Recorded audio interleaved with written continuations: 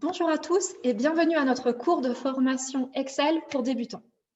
Alors, pour me présenter rapidement en quelques mots, au cas où vous n'auriez pas vu nos formations Excel en direct, je suis Hélène, je suis responsable de la traduction des cours et de leur présentation en français et je travaille avec Katie et avec Gino.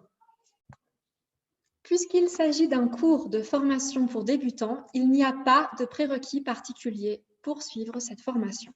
Les deux seules choses que nous vous demandons, c'est de savoir maîtriser un clavier et une souris d'ordinateur et d'avoir une connaissance pratique de Microsoft Windows. Et normalement, c'est le cas pour chacun d'entre vous. Tout le reste, c'est nous qui allons vous l'enseigner pour que vous deveniez de véritables experts sur Excel. Nous allons vous présenter dans ce cours quelques techniques de base de manipulation d'Excel. En particulier, nous allons apprendre à entrer des données dans un fichier, à formater les données et à effectuer des calculs simples. Excel est un outil très pratique, mais qui a son propre langage, ses propres codes, sa propre grammaire. Donc avant d'aller plus loin, ce qu'on voudrait, c'est commencer par vous présenter quelques concepts élémentaires du langage Excel. Le premier concept que je vais vous présenter, c'est celui de classeur. Alors, vous voyez ici, j'ai ouvert un classeur vierge. Je travaille avec la version 2016 de Excel et automatiquement, Excel m'a ouvert un classeur comprenant une feuille. Sur vos notes de cours, on a indiqué que automatiquement 3 feuilles étaient ouvertes. Sur ma version de Excel, ce n'est pas le cas, mais en fait, ça ne change pas grand-chose puisqu'on peut rajouter ou enlever des feuilles à notre guise. Alors, voilà le classeur. Voilà une feuille et je peux rajouter des feuilles en appuyant sur cette petite croix. Nouvelle feuille qui va s'intituler feuille 2, feuille 3, feuille 4. Et je peux jouer avec ces onglets pour passer d'une feuille à l'autre. Donc, ces petites cases qui se créent quand j'appuie sur le plus, ça s'appelle des onglets de feuilles. Donc, dans votre classeur, vous pouvez ordonner, placer autant de feuilles que vous voulez, de la même manière que vous le feriez dans un classeur physique avec des feuilles en papier. Chaque feuille de travail, comme celle-ci, est composée d'un certain nombre de cellules. Donc les cellules, ce sont toutes ces petites cases que nous voyons apparaître à l'écran. Et en général, on nomme une cellule par son emplacement sur la feuille de travail. Actuellement, je me trouve sur la cellule A1. On appelle aussi cette cellule une cellule active et on peut voir que cette cellule est active grâce à son cadre vert, à cette petite bordure. Si je me déplace, je change de cellule active et je suis maintenant dans la cellule active E4. Son nom apparaît juste ici en haut à gauche. Je peux me déplacer, je me retrouve dans la cellule E17. C'est la cellule active encore. Cellule active E7. Et on le voit ici en haut à gauche. Alors, une feuille de travail est composée de lignes et de colonnes. Une colonne, c'est l'ensemble des cellules qui forment une colonne sur le tableur Excel et dont le nom est désigné par une lettre. Ensuite, notre tableur est également composé de lignes. Les lignes, c'est tout ça. Ce sont l'ensemble des cellules qui figurent sur une même ligne et dont le nom correspond au numéro qui figure à gauche dans le cadre. Le cadre, c'est ceci. Ici et ici, donc c'est cette petite bordure grise qui entoure les cellules blanches et qui est composée des numéros de ligne et des lettres qui correspondent au nom des colonnes. Il nous reste encore 3 derniers concepts à présenter, celui de ruban, celui de liste déroulante et celui de menu. Commençons par le ruban. Alors le ruban, vous voyez cette borde grise en haut de vos cellules, eh bien c'est cela le ruban et on peut passer d'un ruban à l'autre en cliquant sur les différents onglets en haut de votre feuille de travail. Donc, on peut passer du ruban d'accueil au ruban insertion, au ruban de mise en page, etc. Et ce ruban est composé de tout un tas d'options qui vont vous permettre de travailler sur vos données. Une liste déroulante, c'est la liste qui apparaît lorsque l'on clique sur ces petites flèches qui pointent vers le bas à côté des options. ça nous permet d'avoir plus d'options spécifiques à partir des touches. Donc ici, on a une liste déroulante. Ici, on en a une autre qui nous permet d'avoir davantage d'options. Ici également. Donc partout où on voit apparaître une petite flèche qui pointe vers le bas, on peut faire apparaître une liste déroulante qui va nous proposer un certain nombre d'options supplémentaires. Ensuite, on peut faire apparaître un menu, c'est le dernier concept que je vais présenter, en faisant un clic droit sur le tableur. Donc si je fais un clic droit en me situant sur une cellule, je vais faire apparaître ce menu. Je vais avoir accès à des options de couper, coller, insérer, supprimer, etc. Si je me positionne ici, je vais avoir accès à un autre menu en faisant un clic droit. Donc couper, coller, etc. Je n'ai pas exactement les mêmes options que quand je me situais sur les cellules. Voilà, donc on a fini de présenter le vocabulaire propre à Excel. C'est vraiment très important que vous preniez le temps de vous imprégner de ces concepts parce qu'on va être amené à les utiliser à de nombreuses reprises pendant ce cours pour débutants, mais surtout pour progresser dans nos cours un petit peu plus avancés. Et donc, il faut que vous preniez vraiment le temps de les apprendre, de bien visualiser à quoi est-ce que chaque concept correspond. Alors, je viens de m'apercevoir que je ne vous ai pas montré une des particularités de la cellule active et pourquoi est-ce qu'on a besoin de distinguer la cellule active des autres cellules. Donc, je vais le présenter dans une minute dans la prochaine démonstration. Alors, lorsque vous ouvrez Excel, il se peut que vous ayez quelques difficultés à faire apparaître le ruban. Donc, je vais vous montrer une petite astuce qui peut vraiment servir parce que des fois, on a tendance à paniquer et à se dire « mais où sont passées toutes mes options? Où est passé mon ruban ?» En fait, le ruban est toujours accessible, il faut juste savoir comment le retrouver. Et c'est ce que je vais vous montrer dans notre vidéo d'exemple. Et nous revoilà sur notre feuille de travail et en particulier sur la feuille de travail numéro 2.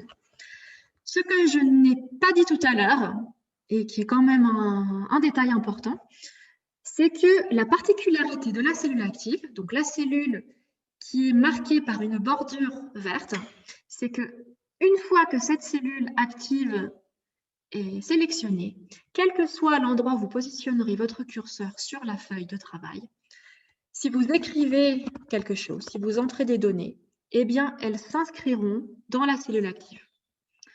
Je vous remontre en me positionnant par exemple dans la cellule J8. J'active la cellule et une bordure verte apparaît. Je déplace mon curseur où je veux, j'écris et les données apparaissent dans la cellule active. Donc, c'est une particularité importante à connaître. Maintenant, il se peut que lorsque vous entrez vos données sur votre tableur ou lorsque vous faites d'autres manipulations, eh bien, il se pourrait que votre ruban disparaisse. Donc, le ruban, je le rappelle, c'est cette bande qui apparaît en haut de votre fichier et qui contient toutes les options. Ici, elle a disparu et c'est bien gênant parce que j'avais prévu de changer la police, par exemple, dans la cellule J8.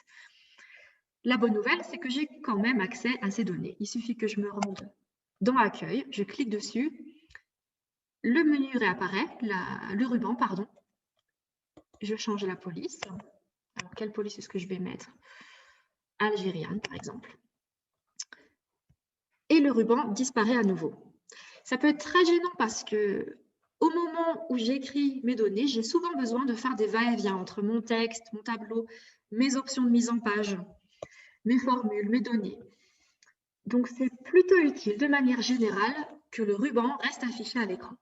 Pour cela, il y a une option qui consiste à cliquer sur n'importe quel onglet dans la partie en vert, donc sur Formule pour changer. Il suffit de se rendre tout à droite du ruban, de repérer ce symbole d'épingle, voilà, et de cliquer dessus. En cliquant dessus, eh bien, si maintenant je me déplace sur mon tableau, je clique sur n'importe quelle cellule, le ruban reste affiché à l'écran. C'est pareil pour les rubans des autres onglets. D'accueil, il reste affiché. De formule, il reste affiché et c'est bien pratique. De manière générale, on vous recommande de laisser le ruban toujours présent à l'écran. Seulement dans certains cas, ce sera pratique de le réduire. Pour le réduire, il suffit de cliquer sur cette petite flèche qui pointe vers le haut, à droite de votre ruban. Par exemple, dans le cas où vous aurez besoin de travailler sur un très grand tableau ou un certain nombre de données et que vous aurez besoin d'avoir un aperçu d'ensemble sur toutes vos données ou sur le plus de données possible. Dans ce cas-là, effectivement, c'est très pratique de retirer le ruban de votre feuille de travail. Mais de manière générale, vous aurez besoin d'entrer des données sur votre feuille de travail, de les remanipuler, de les travailler, d'ajouter des formules. Et dans ce cas-là, il faut absolument que vous ayez accès rapidement à votre ruban. Ça vous fera gagner du temps. Se déplacer sur Excel, c'est quelque chose d'assez intuitif, tout comme saisir des données, donc les sous-parties 4 et 5 de nos notes. Je vais vous le montrer dans un instant sur Excel. En revanche, une caractéristique vraiment très intéressante d'Excel, c'est que Excel est intelligent. Et donc, cela signifie que Excel peut parfois prédire des données qu'on aurait envie d'écrire. Je vais vous montrer un exemple pratique de ce pas. Alors, je me trouve actuellement de nouveau sur mon tableau, sur ma feuille de travail. Pour aller à droite, j'appuie sur la flèche de mon clavier qui pointe vers la droite.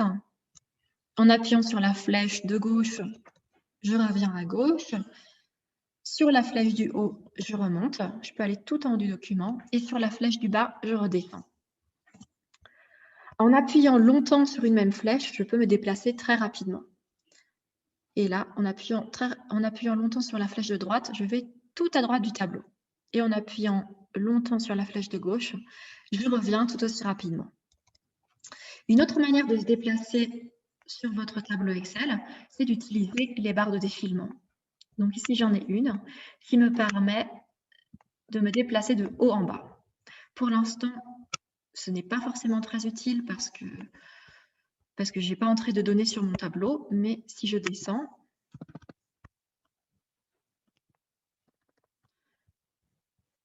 eh bien, ça peut devenir plus pratique d'utiliser cette barre de défilement pour retrouver mes données et me déplacer de haut en bas sur ma feuille de travail. Entrer des données sur Excel, c'est quelque chose d'assez intuitif. Je pense que vous allez vous habituer très rapidement si vous ne connaissez pas encore. Il suffit de sélectionner une cellule et de l'activer, c'est ce qu'on a vu tout à l'heure. Donc, il suffit de faire apparaître une petite bordure verte en cliquant dessus. Cela indique que la cellule est active et d'écrire ce qui nous intéresse. Par exemple, je vais écrire 1. Voilà. Si je veux me déplacer à droite, je peux appuyer sur la touche de mon clavier qui s'appelle Tab et écrire ce que je veux, par exemple janvier.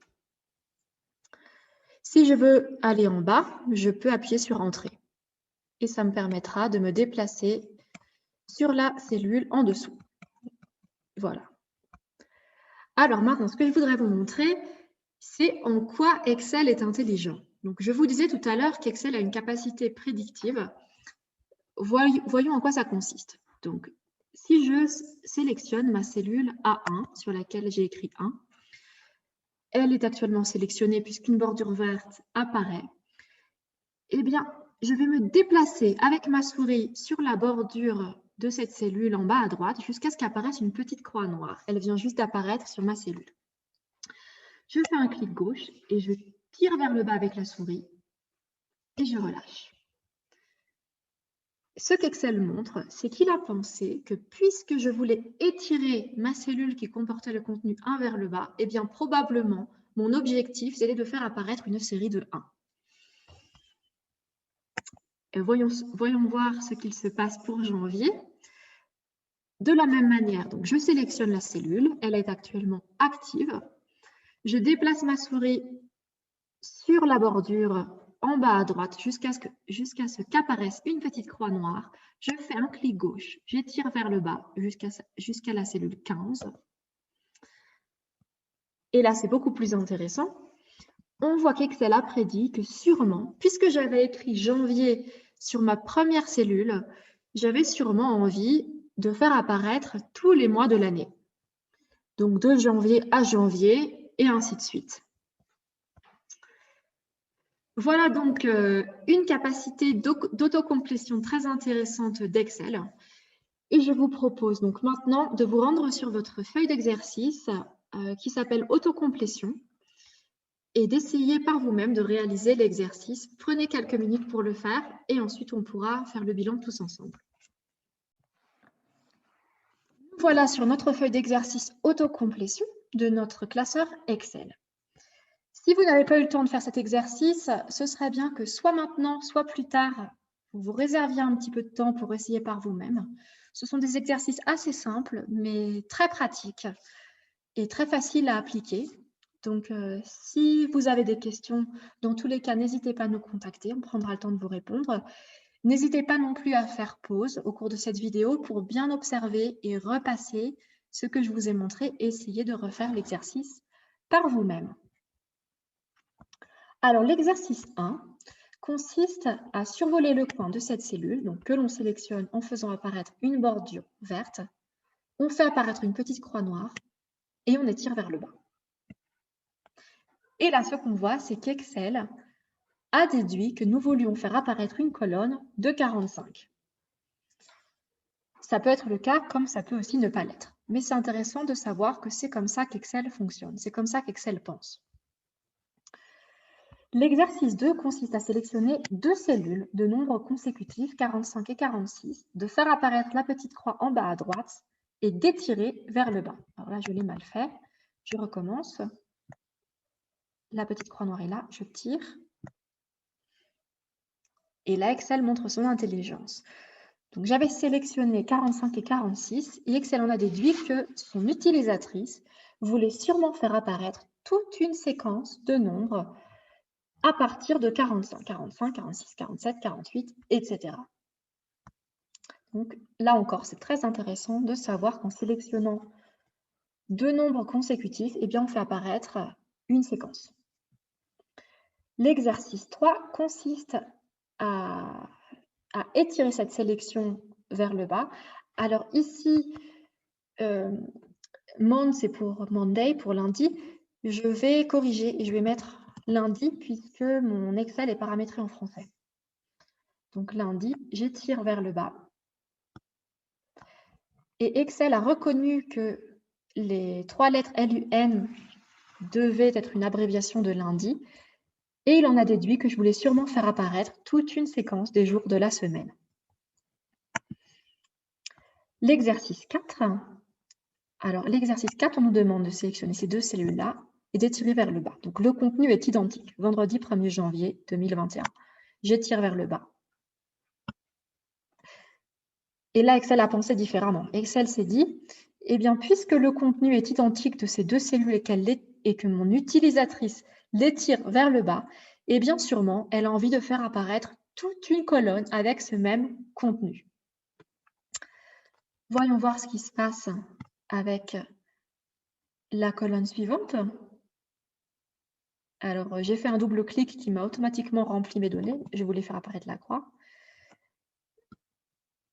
Je sélectionne les deux cases. J'étire vers le bas. Et de la même manière, Excel a pensé que son utilisatrice voulait faire apparaître toute une colonne de janvier 2021.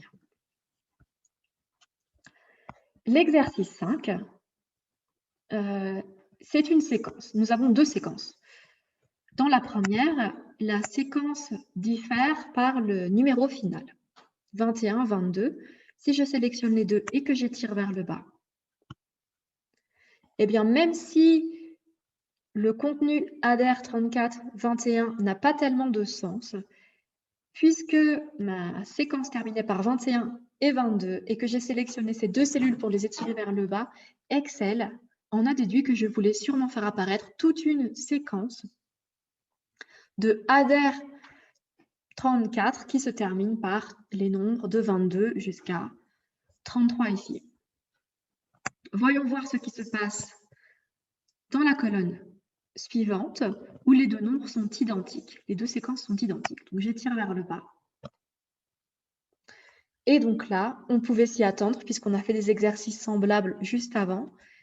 Excel n'a pas pu faire de calcul de séquences et il a reproduit à l'identique le contenu de mes 2 premières cellules.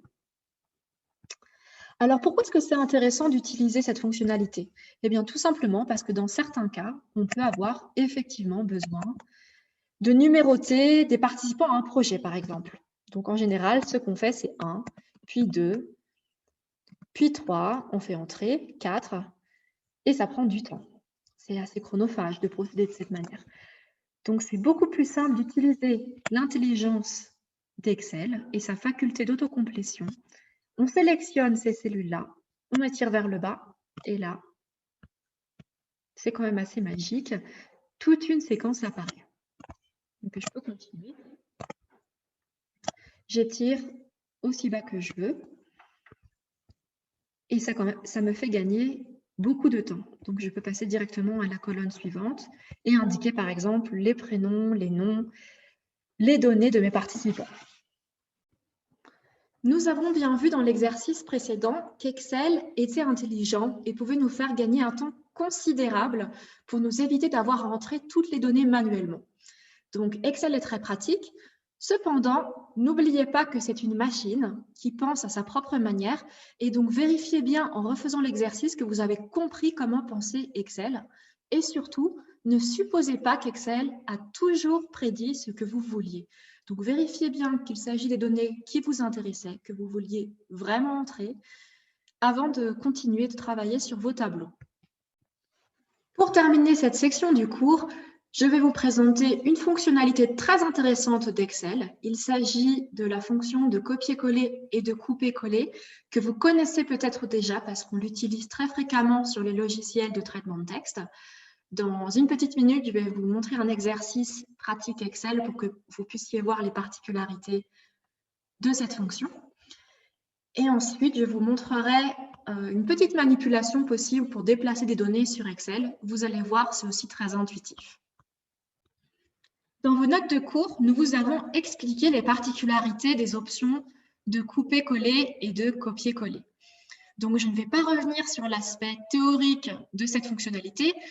Je vais passer directement à un exercice pratique, à une démonstration pratique plutôt, qui va vous permettre ensuite de faire votre propre exercice. Ici, j'ai improvisé un tableau qui représente par mois de l'année 2020 deux types de dépenses que j'ai appelées dépenses A, dépenses B. Et dans la colonne E, j'ai appliqué la somme des colonnes C et des colonnes D. Donc ici, sur ma colonne E, j'ai fait la somme des colonnes C, colonne D, et ici on le voit bien. Donc la cellule E5 correspond à la somme des cellules de la cellule C5 et de la cellule D5. Le montant qui apparaît sur la cellule E6 correspond à la somme des cellules C6 et D6, et ainsi de suite. Donc, que se passe-t-il si je fais un copier-coller de cette colonne en utilisant d'abord le raccourci? Je fais CTRL-C. Pour que le CTRL-C fonctionne bien, il faut appuyer sur CTRL longtemps. On maintient la touche de CTRL appuyée et ensuite on appuie sur C. Voilà. Je vérifie que toutes mes données ont été sélectionnées.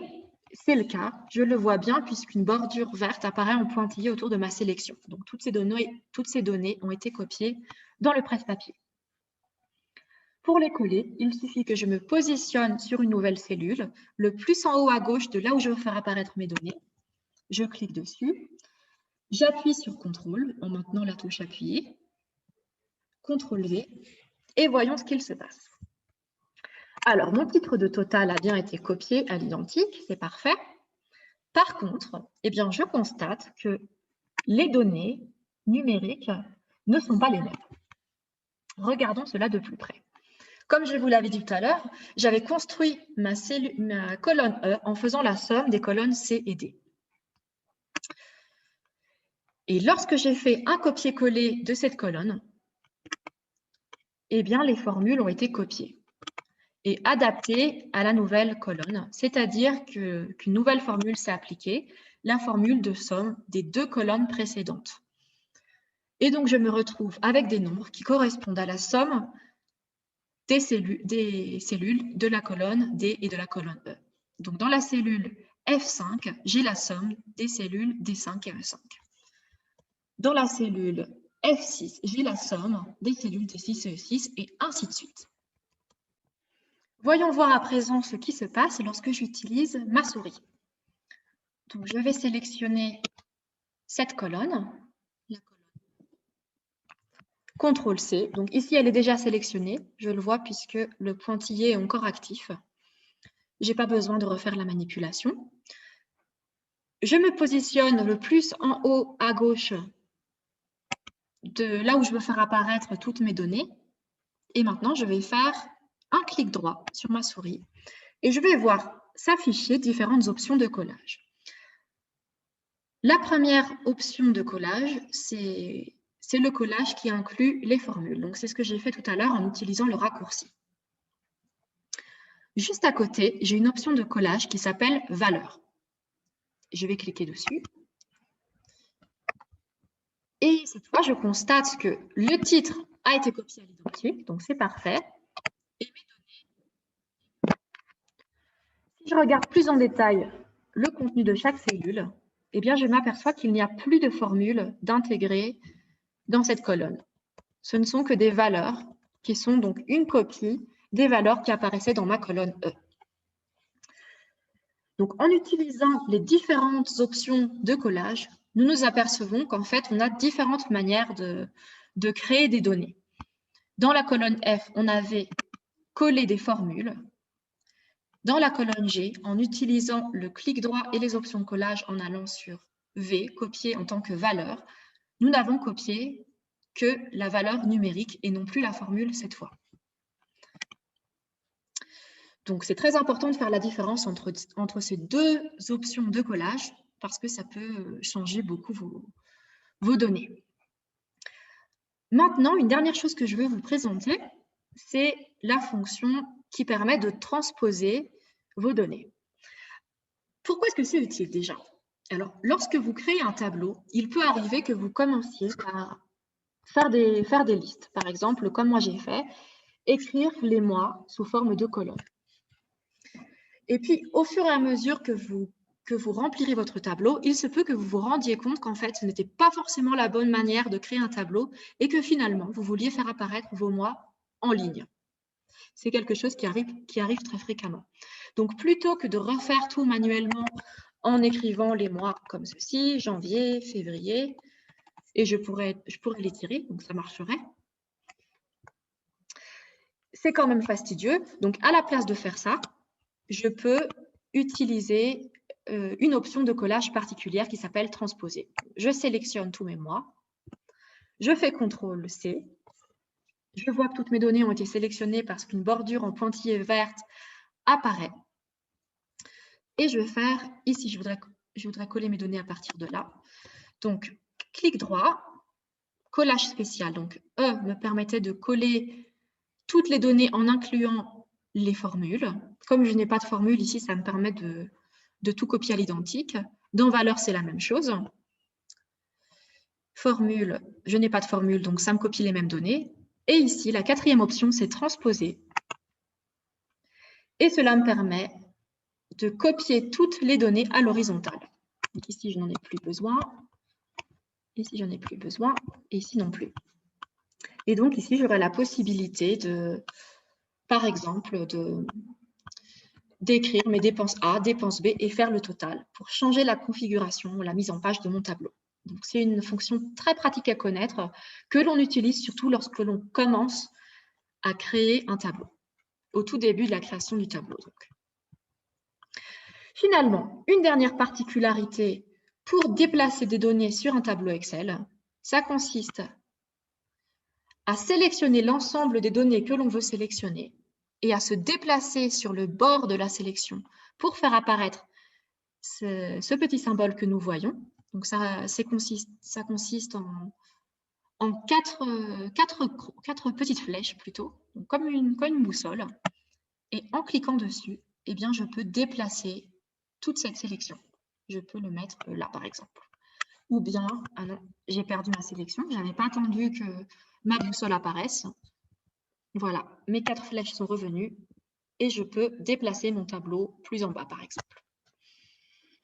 Voilà, c'est tout ce que je voulais vous montrer pour cette section. Et maintenant, on va passer à notre exercice de copier-coller. Prenez quelques minutes pour le faire vous-même. Faites pause sur la vidéo si c'est nécessaire. Et on se retrouve tout de suite dans notre exercice copier-coller de notre fichier de travail Excel.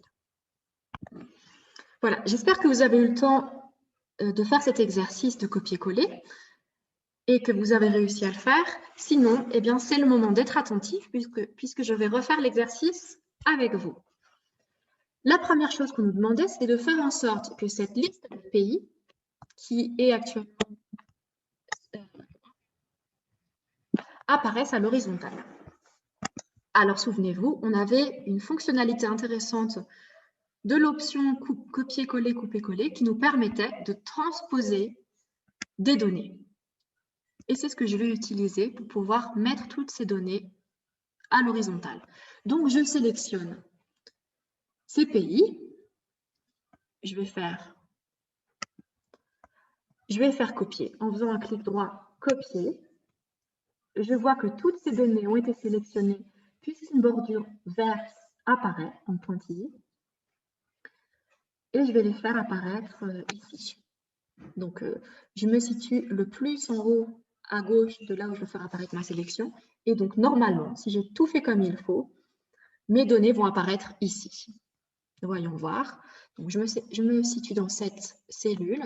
Clic droit, option de collage. Alors, je peux avoir un aperçu de ce que je ferai apparaître. Ça tombe bien.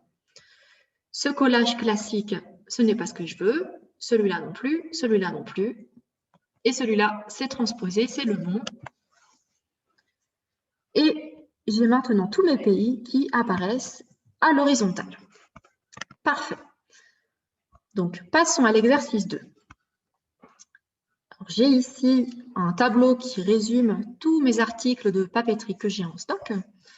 Et on me demande de copier et de coller la colonne D et d'observer ce qu'il se passe. Donc, la colonne D, c'est celle-là. Je vais sélectionner toutes les données de ce tableau dans la colonne D. Donc, CTRL-C. Cette fois, je vais utiliser le raccourci sur mon clavier.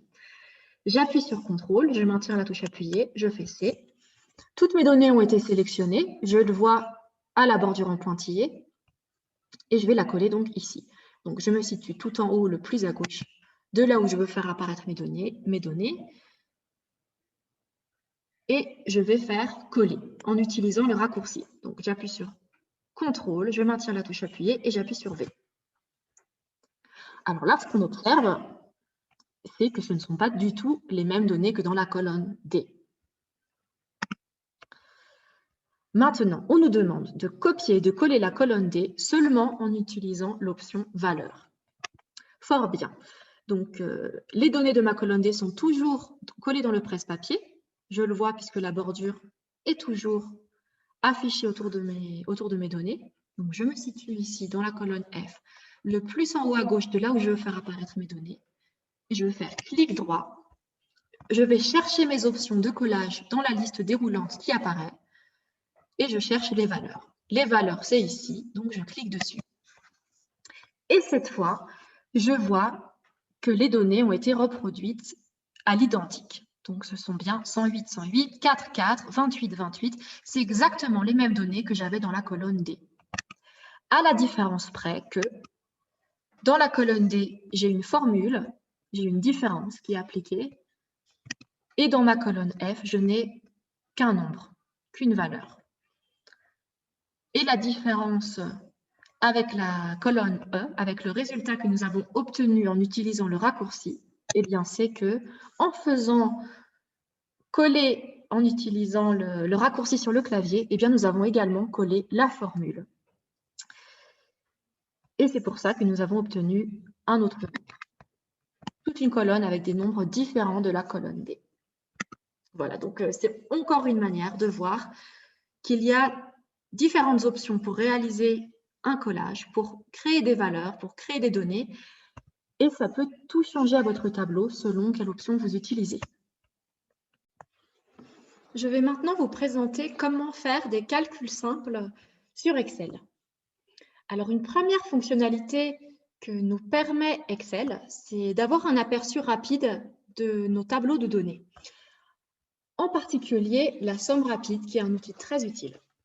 Donc, pour pouvoir effectuer une somme rapide, la technique, c'est de sélectionner les données sur un tableau Excel et ensuite de regarder en bas à droite, comme ici, les informations qui s'affichent. Donc, l'information la plus utile, c'est la somme, qui nous permet, sans avoir à écrire quoi que ce soit sur le tableur, de savoir la somme des cellules sélectionnées. Et donc ici, la somme indique 260. Deux autres options de calcul rapide sont la moyenne. Donc, la moyenne nous calcule la moyenne de toutes ces valeurs et le nombre de cellules non vides, donc le nombre de cellules sélectionnées qui ont du contenu. Et le nombre ici est 7. 1, 2, 3, 4, 5, 6, 7. Voilà. Une autre possibilité de faire les sommes vous sera présentée donc ici sur vos notes dans la section 8.2. Alors, il y a un symbole sur votre ruban qui permet d'effectuer une somme automatiquement. Donc, il suffit de sélectionner l'ensemble des cellules que l'on souhaite additionner, y compris la cellule sur laquelle on souhaite faire apparaître la somme, et ensuite de cliquer sur le bouton de somme automatique, c'est celui-ci. C'est le symbole de la somme. Et enfin, il est aussi possible de créer manuellement une formule. Donc ici, c'est un peu plus compliqué, mais c'est également très utile parce qu'on ne veut pas forcément faire des additions. Ou bien parfois, les données que l'on souhaite additionner ne se trouvent pas les unes au-dessus des autres ou les unes à côté des autres. Donc c'est très important de savoir comment écrire une formule manuellement. Et nous allons passer à une petite démonstration pratique. Pour vous montrer comment faire des calculs simples, je suis retournée à l'exercice que j'avais improvisé tout à l'heure. Donc, voyons voir comment fonctionnent ces calculs rapides pour avoir un aperçu de vos données sans avoir à écrire quoi que ce soit sur votre tableur. Alors ici, je vais sélectionner toutes les données, par exemple, de cette colonne, sauf le total. Ici, en bas à droite, apparaissent ces informations. Donc, je reviens, je clique n'importe où sur mon tableur, aucune information n'apparaît. Et si je sélectionne un ensemble de données, et je vois apparaître en bas à droite une moyenne, 113. Donc, c'est la moyenne de toutes ces valeurs. Le nombre de cellules non vides, donc 12. Toutes les cellules situées entre 22 et 33. Et enfin, la somme rapide de tous ces montants. Et la somme qui est indiquée, c'est 1356. Et ça correspond en effet à cette somme que j'avais calculée avant, 1356. Donc, cela fonctionne. Cette fonction de somme rapide est très pratique. Le souci, c'est que quand je désélectionne mes données, la somme rapide disparaît. Alors qu'en règle générale, ce qui est plutôt pratique pour manipuler nos données, c'est que la somme reste affichée sur l'écran, quel que soit l'endroit où on se situe. Alors, pour ce faire, il faut écrire une formule manuellement, comme je l'ai fait ici. Et donc, pour vous montrer comment faire, je vais effacer mes propres calculs. Voilà. Alors, par exemple, imaginons que je veux faire la somme de cette colonne comme je l'ai fait tout à l'heure. Alors, vérifions. Le résultat, c'était 1356. Alors, ce que je peux faire, c'est utiliser cette fonction de somme automatique. C'est un outil très pratique, donc qui se trouve directement sur le ruban d'accueil et qui permet de faire apparaître la somme de toutes les données que l'on sélectionne en bas d'une colonne ou au bout d'une ligne. Donc, je vais vous montrer. Je sélectionne toutes mes données et je m'arrête dans la cellule où je souhaite faire apparaître mon résultat. Donc, dans le cas présent, mon résultat va apparaître dans cette cellule qui s'appelle F35. Voilà, la dernière cellule sélectionnée. J'appuie sur ça et ma somme apparaît, 1356. Et on peut bien vérifier qu'une fonction de somme a été appliquée en regardant dans la barre des formules la somme de toutes les cellules comprises entre F22 et F33. Donc, si vous vous sentez très à l'aise avec ces formules, vous pouvez aussi écrire manuellement la formule. Donc, somme, vous faites toujours égal. Vous commencez toujours une formule en inscrivant le symbole égal, somme, et entre parenthèses, les adresses des cellules que vous souhaitez additionner. C'est possible d'écrire plus, donc F22 plus F23 plus, etc. plus F33. Pour aller plus vite, dans le cas d'une grande sélection, comme c'est ici le cas, vous pouvez mettre 2 points. Donc cela signifie qu'il faut faire la somme de toutes les cellules comprises entre la cellule F22 et la cellule F34. Grâce à cet outil de somme rapide, on peut calculer très rapidement la somme d'une colonne et on peut faire la même chose pour les lignes. Donc, je vais vous le montrer très rapidement pour que vous voyez que pour la ligne, ce n'est pas différent. Je sélectionne l'ensemble de données que je souhaite additionner sur une ligne.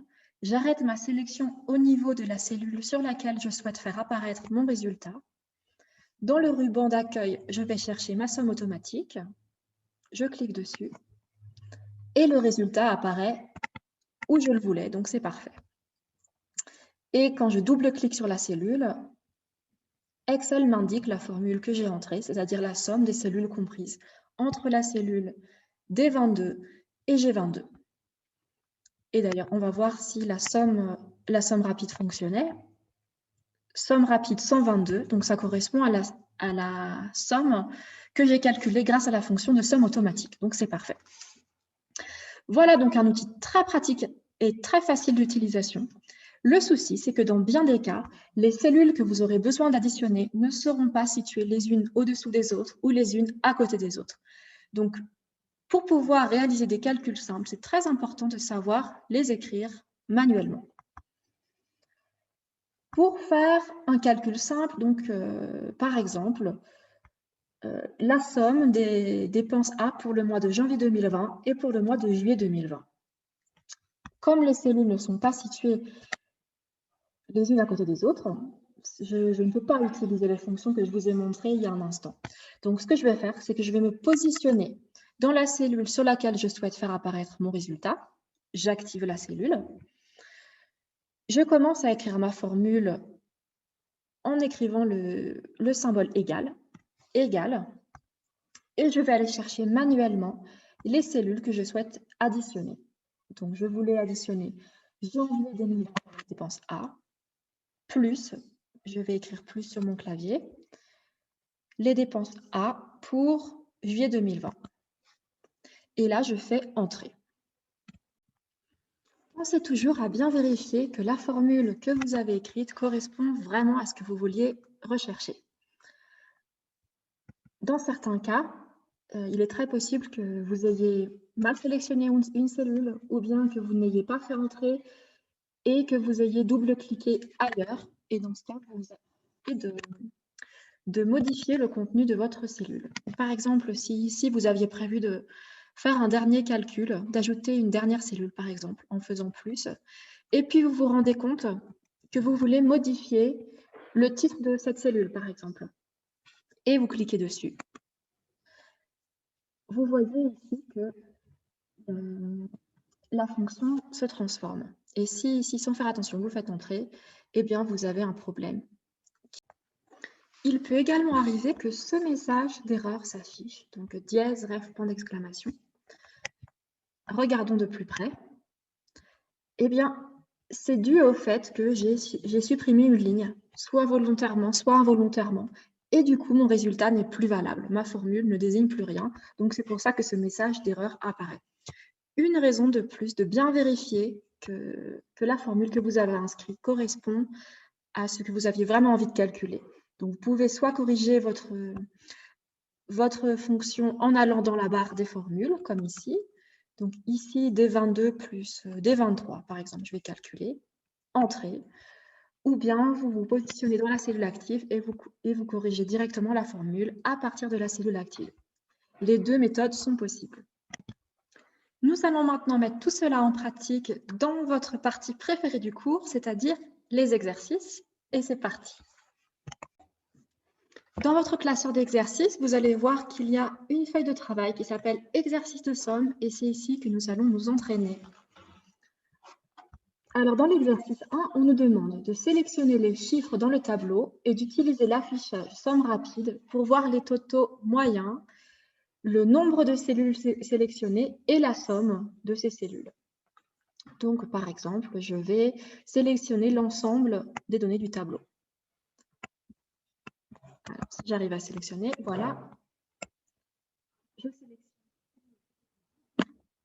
Et je vois qu'une moyenne apparaît, 437. Le nombre de cellules non vides, c'est 18. Et la somme totale, c'est 7867.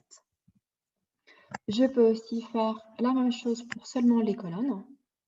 Donc pour 2020, la moyenne, c'est 465. Le nombre de cellules sélectionnées, c'est 6. 1, 2, 3, 4, 5, 6, effectivement. Et la somme totale, c'est 2787. Pour Haïti, dans la ligne, je peux faire la même chose. La moyenne, c'est 494. Le nombre de cellules sélectionnées, c'est 3. Ça se voit très simplement. Et la somme, c'est 1482. Donc, vous pouvez vous entraîner à faire cette manipulation pour les autres colonnes, les autres lignes. C'est le même principe. Maintenant, l'exercice 2. On nous demande d'utiliser la fonction de somme automatique pour afficher les totaux au bas des colonnes et à la fin des lignes. Bon, c'est ce qu'on a fait tout à l'heure, donc on va le refaire ensemble.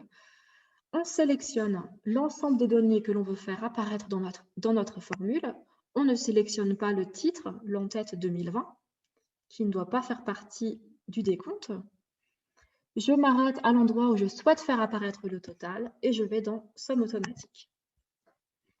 2787, et il me semble que c'est bien le résultat qui était apparu lorsque nous avions utilisé la fonction de somme rapide. 2787, c'est bien cela. Faisons la même chose pour 2019. Je sélectionne là où je souhaite faire apparaître le total. Je vais chercher dans le ruban d'accueil ma fonction de somme automatique et j'obtiens 1861. 1861 et ici j'avais 1861, c'est parfait. Nous sommes sur la bonne voie. Maintenant, je fais la même chose pour l'année 2018. Je sélectionne l'ensemble de mes données, je m'arrête là où je souhaite faire apparaître le résultat.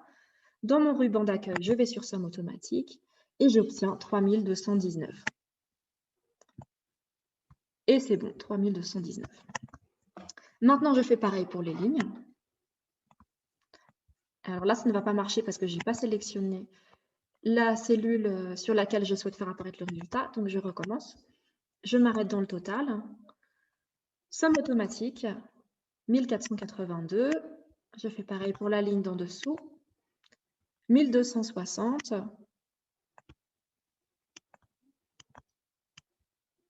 Je refais. Somme automatique. Donc voilà, maintenant, je sais bien manipuler cet outil de somme automatique. L'exercice 3, alors on nous demande de rédiger une formule pour calculer le nombre de patients traités en Afrique de l'Ouest uniquement pour chaque année. Alors très bien, pour 2020, je vais calculer les sommes du nombre de patients traités donc au Cameroun et au Burkina Faso. Voilà. Donc, je me positionne dans la cellule sur laquelle je vais faire apparaître mon résultat et j'écris égal parce que je commence toujours une formule en inscrivant le symbole égal. Et ensuite, manuellement, je vais aller chercher les cellules que je veux faire apparaître dans ma fonction. On a dit le Cameroun. Comme je veux faire la somme, j'écris manuellement avec mon clavier le symbole plus, le symbole de l'addition, et je vais chercher manuellement le Burkina Faso. Et je fais entrer.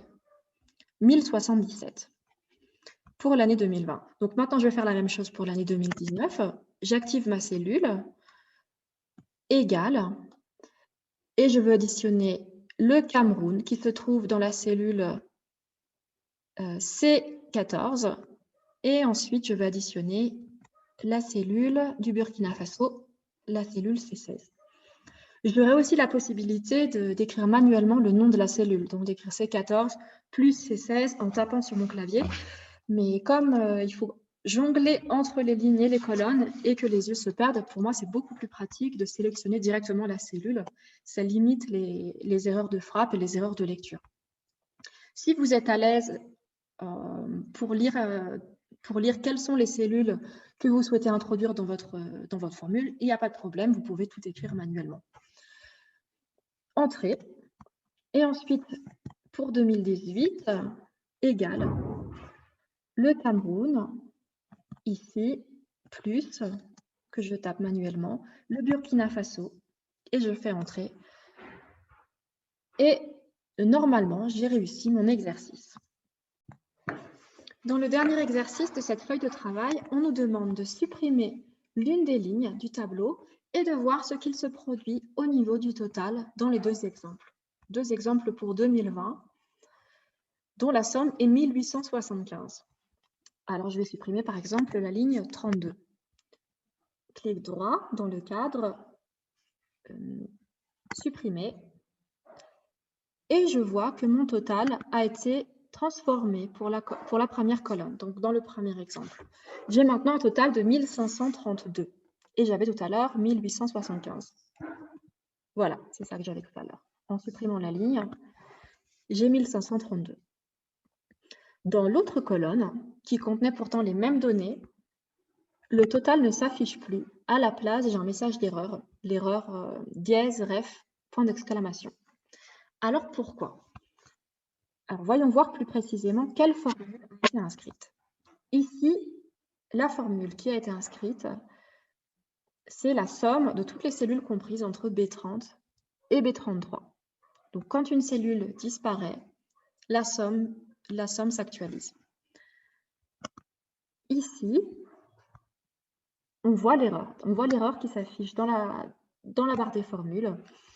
On avait choisi d'écrire la formule manuellement en sélectionnant une à une toutes les cellules que l'on souhaitait faire apparaître dans notre somme. Or, cette cellule-là, qui correspondait à la cellule E32 que nous avons supprimée avec la ligne, ne désigne plus rien. Donc c'est pour cela qu'une erreur apparaît et que le total ne s'affiche donc plus. Pour conclure, c'est très important de savoir repérer quand il y a une erreur, de savoir se souvenir qu'on a peut-être supprimé une ligne parce que ces erreurs sont fréquentes. Et pour terminer cette section, je voudrais vous montrer un petit raccourci pratique au cas où vous auriez fait une erreur de manipulation. Donc dans le cas où vous auriez supprimé une ligne sans le vouloir, comme nous l'avions fait dans l'exercice, donc je supprime la ligne 32. Et je me rends compte, en fait, en voyant ce total, que je ne voulais pas du tout supprimer cette ligne. Ce n'était pas du tout ce que je voulais faire. Je peux encore annuler en retrouvant cette petite touche en haut dans mon classeur. Et ça me permet de faire réapparaître la ligne. Si finalement je voulais l'annuler, je peux revenir. Et la ligne a été de nouveau annulée. Donc, tant que vous ne faites pas enregistrer, vous avez encore cette possibilité de revenir en arrière au cas où vous vous rendez compte que vous avez fait une erreur. Nous nous trouvons actuellement sur la section 9 de nos notes et cela correspond à la page 9. Donc, dans cette section, nous allons vous présenter quelques outils pour modifier votre feuille de calcul. Un premier outil très important à connaître pour modifier votre feuille de calcul, c'est la fonction insérer, insérer des lignes ou insérer des colonnes. Vous avez deux manières d'insérer des colonnes. Soit en allant dans le ruban d'accueil chercher cet outil, insérer ou supprimer, soit en faisant un clic droit en vous positionnant directement dans le cadre. Donc, en vous positionnant directement dans le cadre au niveau des lettres, vous aurez la possibilité d'insérer ou de supprimer des colonnes. Et en vous positionnant dans le cadre au niveau des nombres, vous aurez la possibilité de faire apparaître ou disparaître des lignes. Si vous souhaitez faire apparaître plusieurs colonnes à la fois ou au contraire plusieurs lignes, il faut sélectionner dans le cadre plusieurs colonnes et c'est à cet emplacement que vous allez faire apparaître d'autres lignes ou d'autres colonnes. Vous avez également la possibilité de masquer des lignes ou des colonnes à la place de les supprimer. Donc ça peut être très pratique dans le cas où vous voudriez résumer un tableau et conserver les données que vous ne voulez plus faire apparaître pour le moment, les conserver pour plus tard. Dans ce cas-là, à la place de supprimer, vous faites masquer. C'est cette option qui apparaît ici, dans le menu déroulant. Alors, Dans le cas où vous auriez masqué des lignes et des colonnes, il faut tout de même faire attention à ce détail. C'est que le total que vous avez calculé dans un tableau à partir de lignes et de colonnes ne va pas être transformé si vous supprimez une ligne ou une colonne. Donc, dans l'exemple présent, nous avions calculé le total de toutes les colonnes, de toutes les lignes, pardon, de 4 à 10. Et le total indiquait 7. Or, ici, si on compte manuellement, on voit bien que nous n'avons que 4 fois 1, donc 4. Donc, ça ne correspond pas du tout au total qui s'affiche.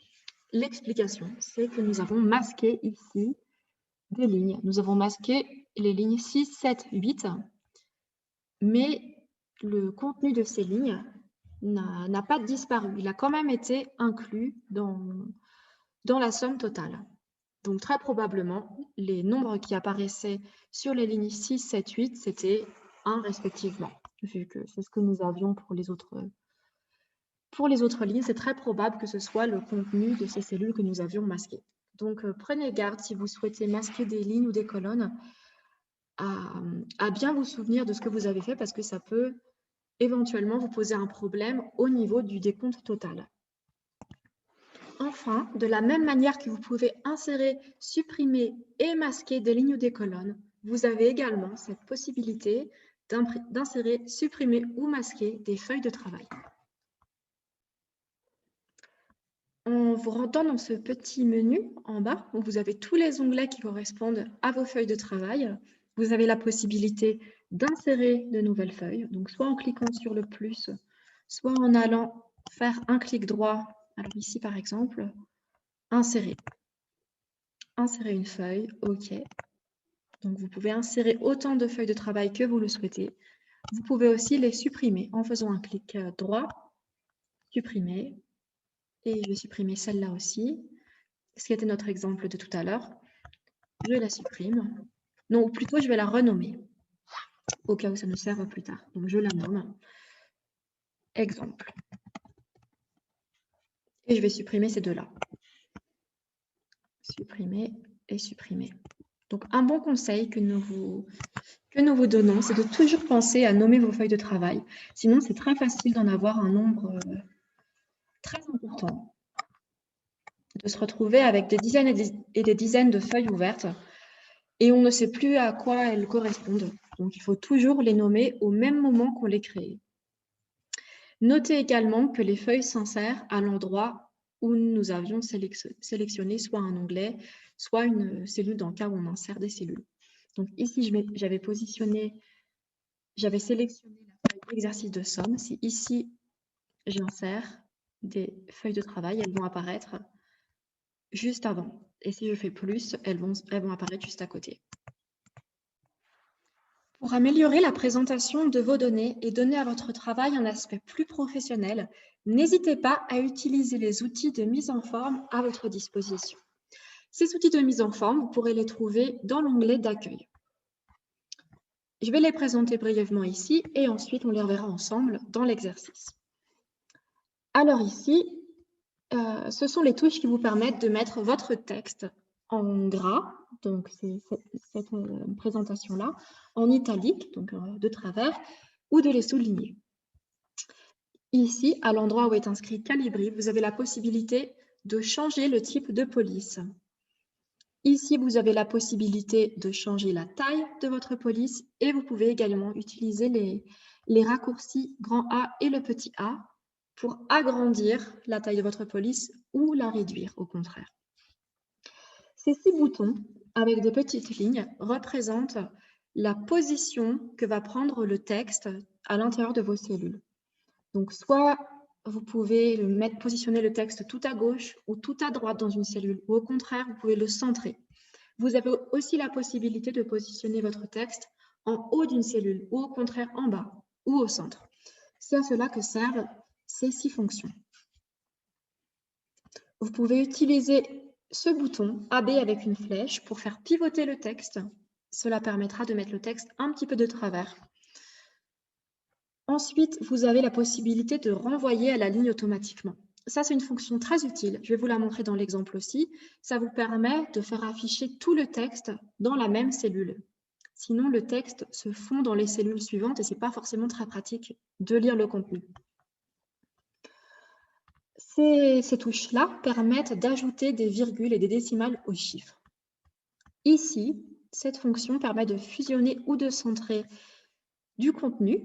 C'est également une fonction très utile, même s'il faut faire très attention à son utilisation, en particulier dans des tableaux qui ont déjà été créés. Ces 3 dernières touches, enfin, correspondent pour la première, celle qui est constituée d'un carré, à des options de création de bordures. Soit vous pouvez mettre des bordures tout autour de votre tableau, soit vous pouvez créer des bordures partiellement, donc tout en haut et tout en bas, par exemple, ou bien, au contraire, positionner des bordures partout autour de vos cellules. Ici, vous avez la possibilité de changer la couleur de remplissage de vos cellules. Vous pouvez choisir de faire afficher les totaux en jaune, par exemple.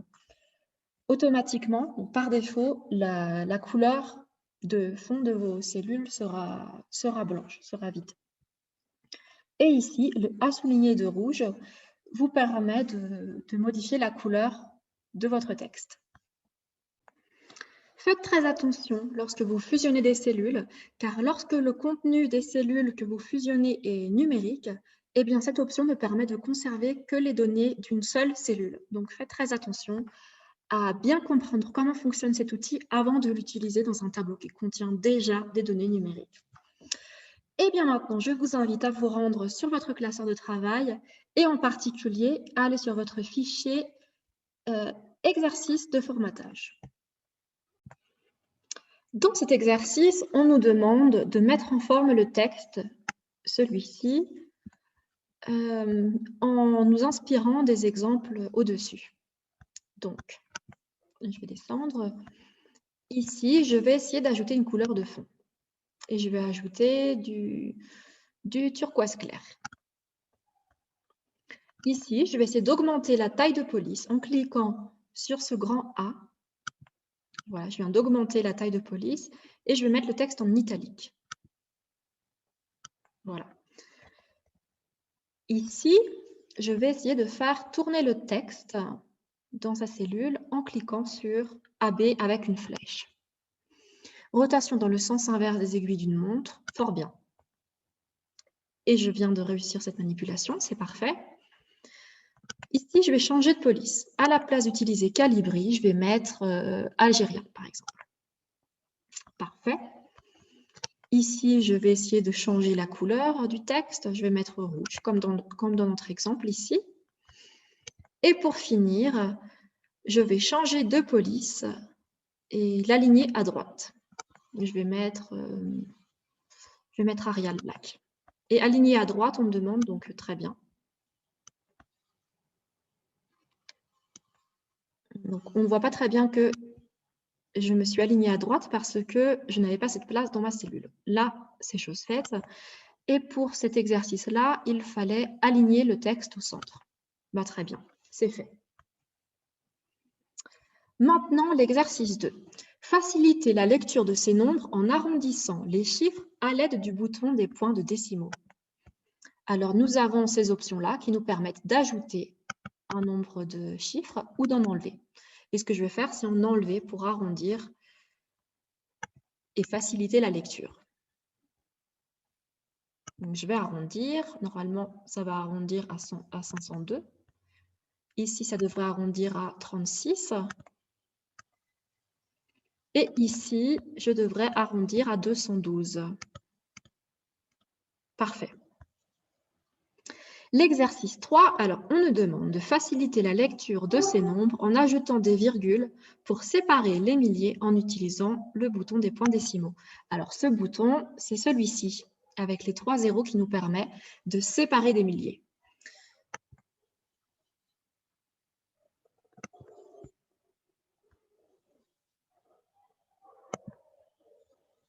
Voilà. Les milliers sont séparés. Alors, dans cette version, on a des espaces qui s'ajoutent entre les milliers, parce qu'en français, on n'utilise pas tellement les virgules pour symboliser le passage d'un millier à un autre. Donc, dans la version anglaise, si vous l'utilisez, ce sera une virgule qui sera ajoutée à chaque millier. En français, on ajoute des espaces. Exercice 4. Entourer ces données de frontières pour rendre le tableau plus visible. De frontières. Donc, on va mettre des petites bordures. Annuler. Je vais cliquer sur ce symbole et je vais rajouter des bordures externes épaisses. Et puis, je vais rajouter des bordures intérieures. Est-ce que c'est possible? Toutes les bordures. Donc, je vais rajouter des bordures entre chaque donnée, pour chaque cellule. Je vais faire la même chose ici. Et je vais cliquer directement dessus puisque j'avais déjà sélectionné cette option en cliquant sur la liste déroulante. Et j'ai maintenant un tableau plus facilement lisible. Je vois bien où il commence et où il s'arrête. Exercice 5. Fusionnez ces cellules et voyez ce qu'il se passe. Très bien.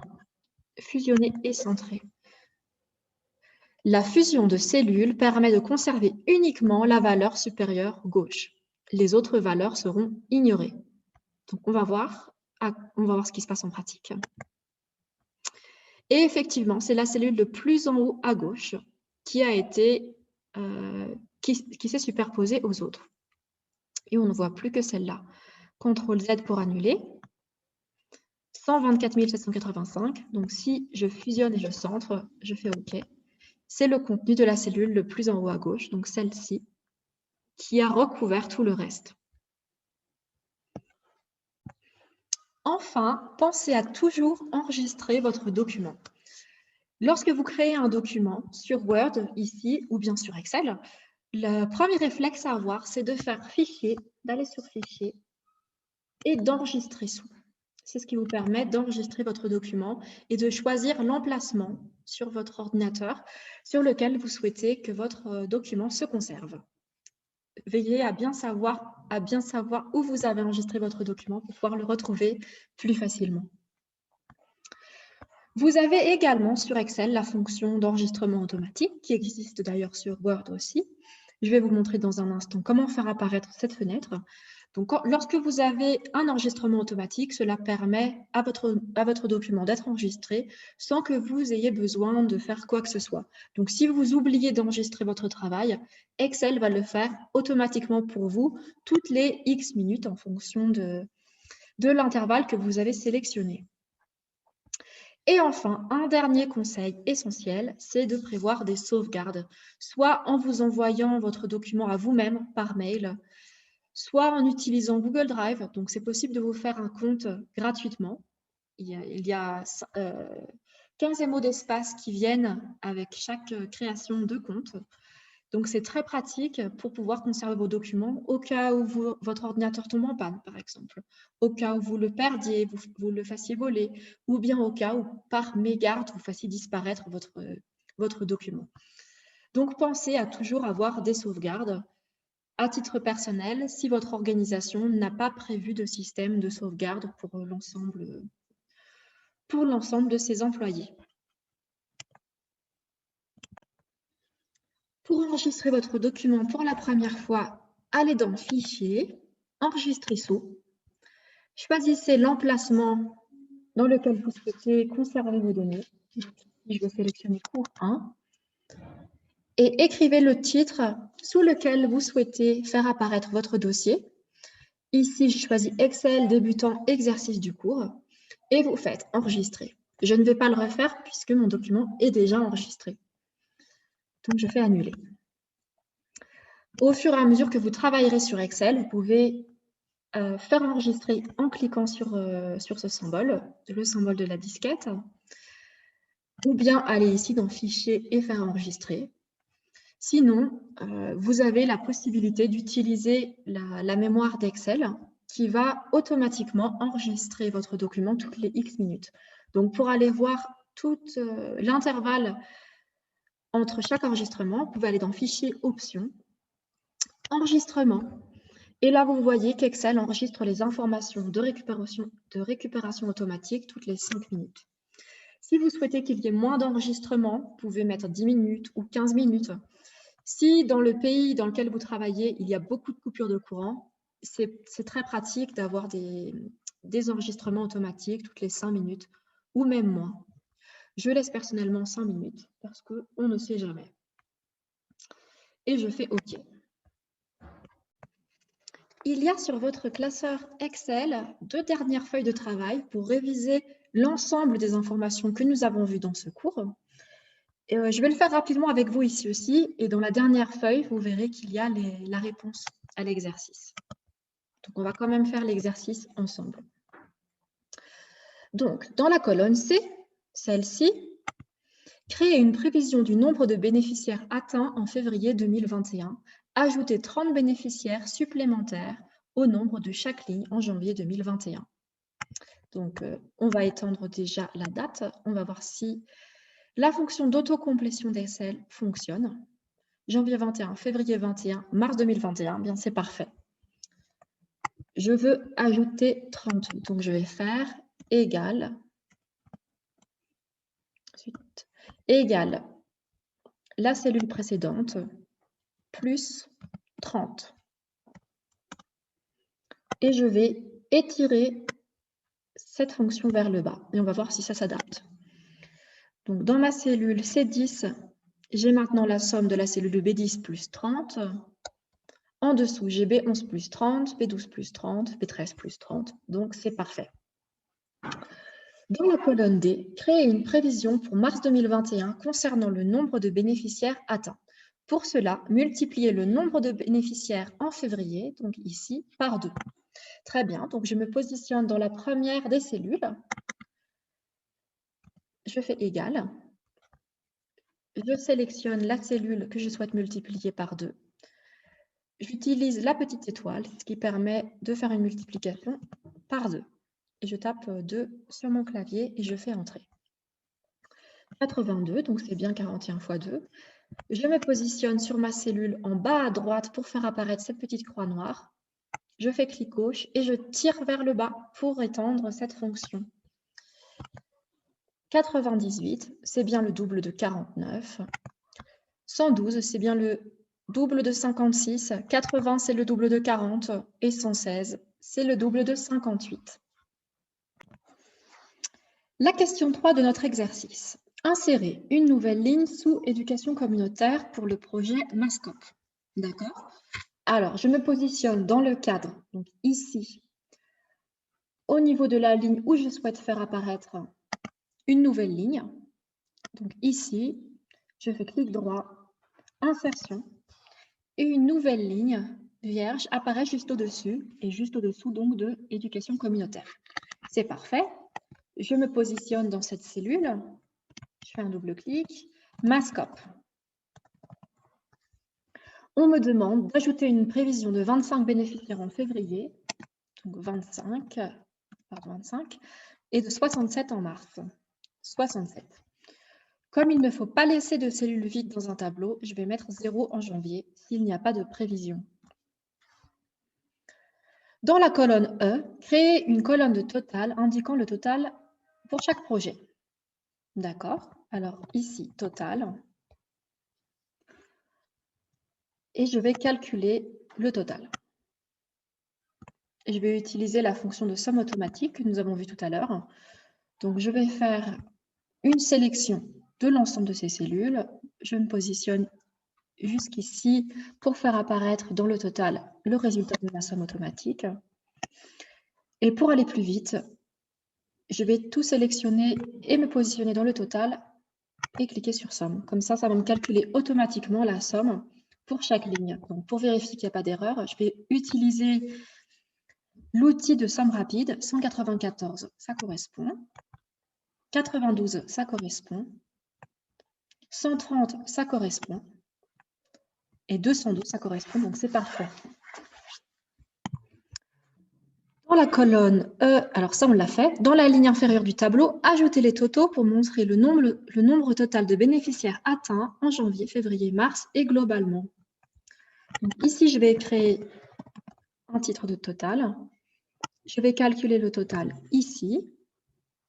Je vais dans somme automatique. Le total est calculé. Est-ce que ça correspond? 94, c'est bon. Je vais faire pareil ici. somme automatique.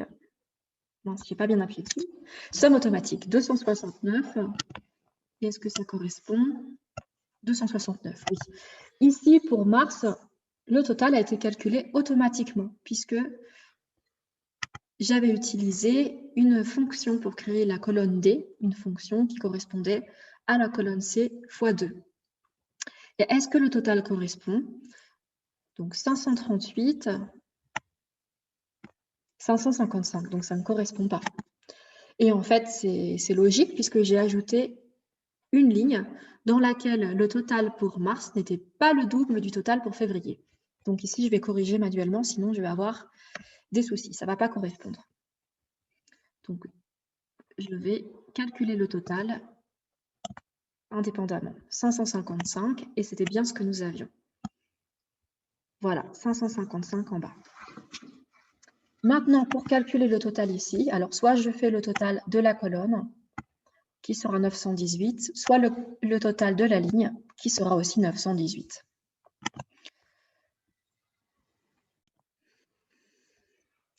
La question suivante. Fusionner et centrer les mots nombre de bénéficiaires atteints sur les 3 mois de janvier, février, mars et le total. Mettez une bordure autour de la case. Alors ici, ça a été fait déjà. Donc, pour vous montrer comment faire, je vais tout annuler. Je vais tout changer. Donc, j'enlève cette option-là. J'enlève le renvoyer à la ligne automatiquement. J'arrête de le centrer. Et je peux recommencer la manœuvre. Donc ça, c'est la bordure, il faut que je l'enlève aussi. Je n'ai pas réussi à l'enlever. Donc je vais recommencer.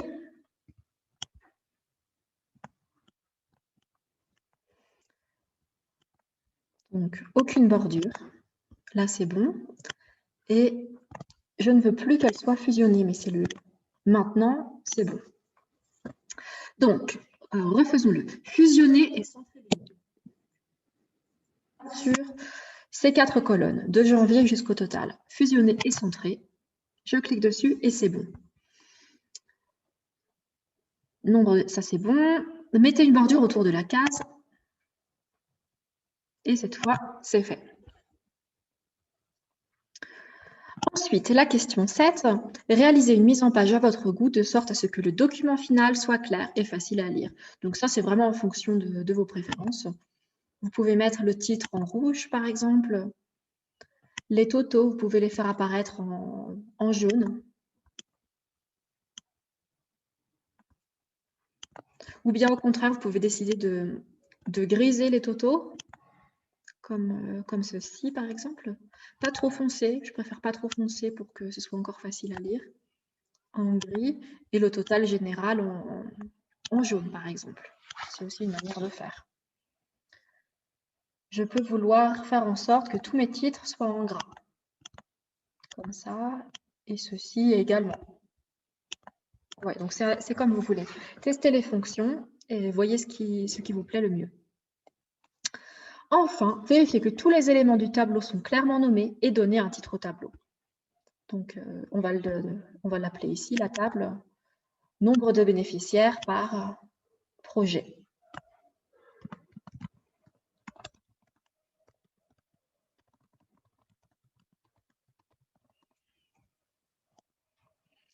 Voilà, ici c'est le nom de mon tableau et en haut on avait écrit le nom de cette feuille, exercice de calcul. Voilà, j'espère que vous avez bien réussi à suivre cet exercice. Sinon, n'hésitez pas à le faire, le refaire, à nous contacter si vous avez encore des doutes et comparer les résultats que nous avons obtenus dans cet exercice avec les résultats qui figurent sur la feuille de réponse à l'exercice final. Donc, la présentation ici est très différente. Amusez-vous, essayez de la reproduire, essayez de tester d'autres fonctionnalités. Et merci beaucoup de nous avoir suivis. Et on se retrouve la prochaine fois pour une vidéo Excel un peu plus compliquée.